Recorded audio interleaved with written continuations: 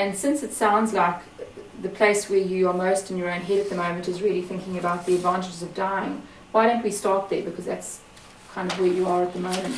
So what are some of the things that you've been thinking about in terms of why you feel it'll be the best thing for you to kill yourself at the moment, John? Well, I think if you're dead, no one can touch you, there's no pain, and you can just have a long rest.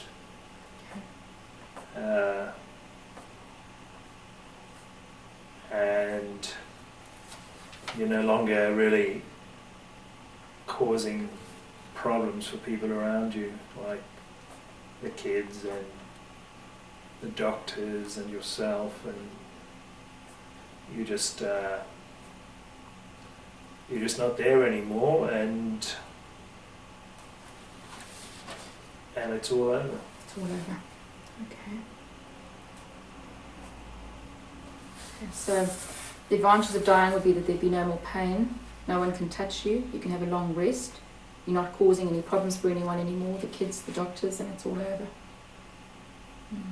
That's about it. Okay, and it sounds like that's what you've been thinking a lot this week. It must have been leading you to feel very, very hopeless, and must have been feeling pretty awful to be thinking those sorts of things. Okay. Can we move on, John, and then have a look and see whether you can think of any advantages at all at the moment of living? Any advantages for why you would want to stay alive?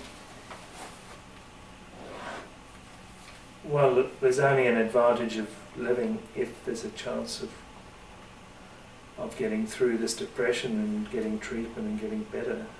Okay. So the advantage of staying alive at the moment is that there is some opportunity for things to improve, because it's not all over, it's not finished, it's not final. Okay.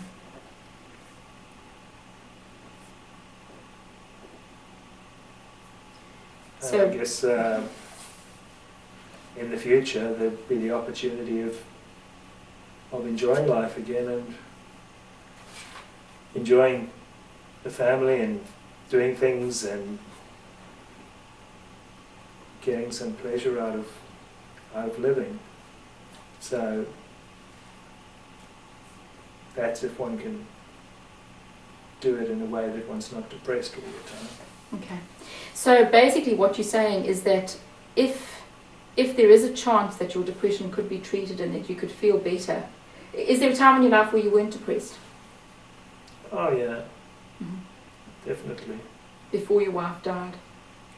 Before my wife died, and we had many wonderful times, the birth of the children, and life was full of hope, and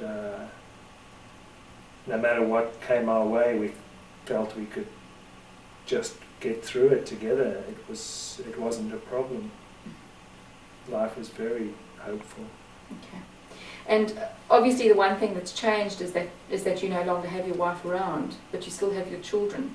Can you see any hope that if the treatment were to help and your depression were to abate, that there would be any hope of, there would be any advantages of you being alive even without your wife?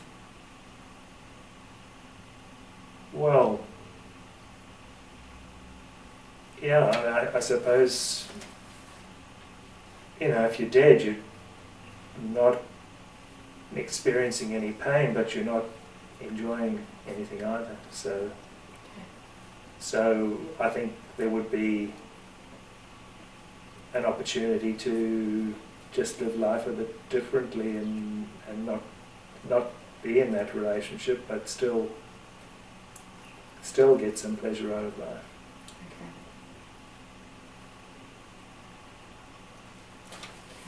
Okay.